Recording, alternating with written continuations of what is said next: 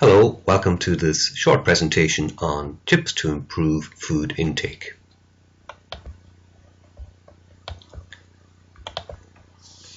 So let's look at mealtimes and how we can improve food intake at mealtimes. Where possible, involve the person in preparing food. This helps to stimulate appetite with the smells of the food and the textures of the food. Work on food presentation. Colour and odour are really important and they can stimulate appetite. Perhaps try some stronger flavours which can stimulate taste buds. Use fruit or honey as an alternative to sugar, and that's good for health reasons but also for flavour reasons. If appropriate, cut up food into manageable pieces. You might want to consider using finger food or using a spoon instead of a fork or a knife, because this can help with dexterity problems that the person you're caring for might have.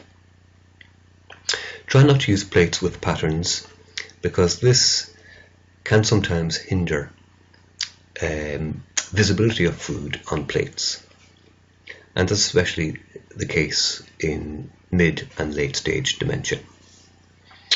Ensure that you use plenty of fibres and keep fluid intake high to help with constipation. Of course, adequate exercise is also important in this regard.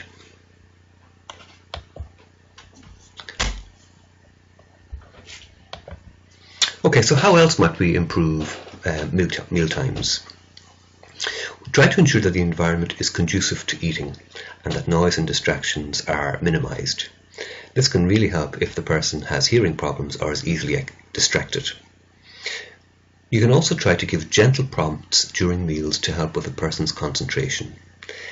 Remember that eating together allows you to lead by example. This one sounds obvious, but ensure that the food is the right temperature, not too hot or not too cold.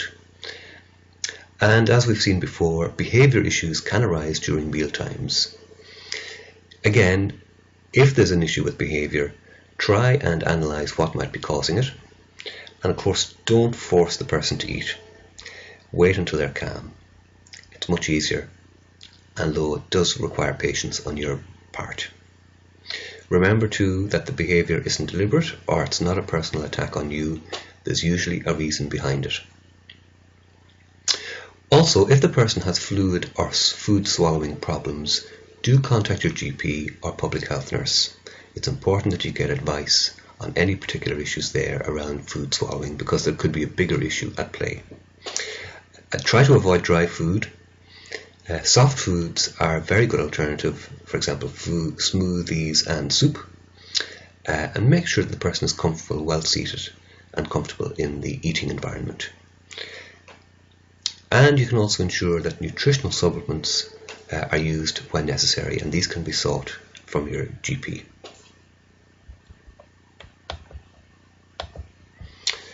So, helping somebody to eat in general, try not to hurry meals. Try to have a calm and regular routine that's reassuring for the person with dementia. Don't give food to someone who is agitated or lying down. Obviously, that's not a good idea. Try to enable the person to be as independent as possible. This helps their dignity and their self-esteem and their confidence. Make them do as much as they can around mealtime.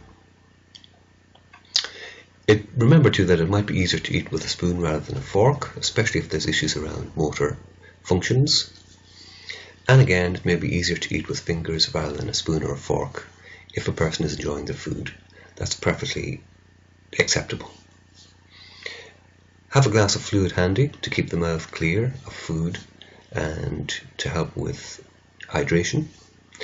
And if you're feeding the person with dementia, because they might be in the middle or later stages, it is difficult to be fed.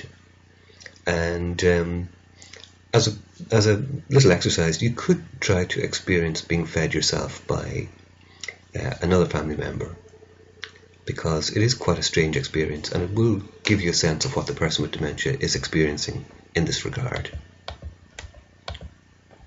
For people living alone, with label cupboards is sometimes helpful.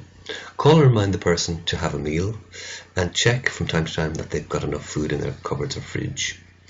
You could try and write down clear step-by-step instructions on how to prepare a meal and ensure that utensils and other equipment are on view to remind the person about their eating and to eat regularly.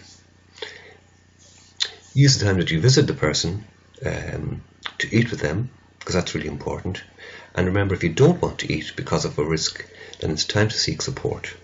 If it's not safe for you, then it's not safe for the person either. So if there is a behavioural issue and it becomes very difficult to control, do try and get some support or further advice.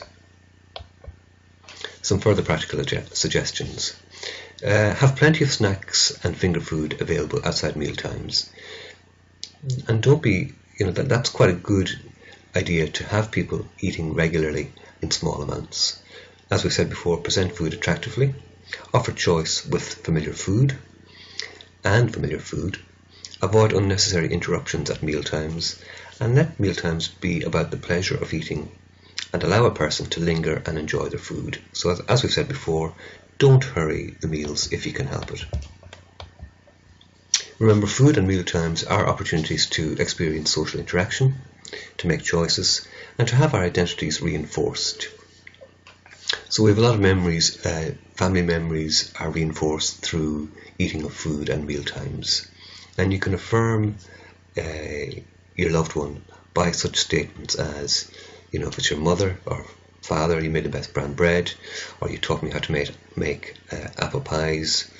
Dad, you always encouraged me to eat my greens. So you can start to use a little bit like reminiscence therapy there. You can talk about the past, and that's usually very welcome for the person with dementia.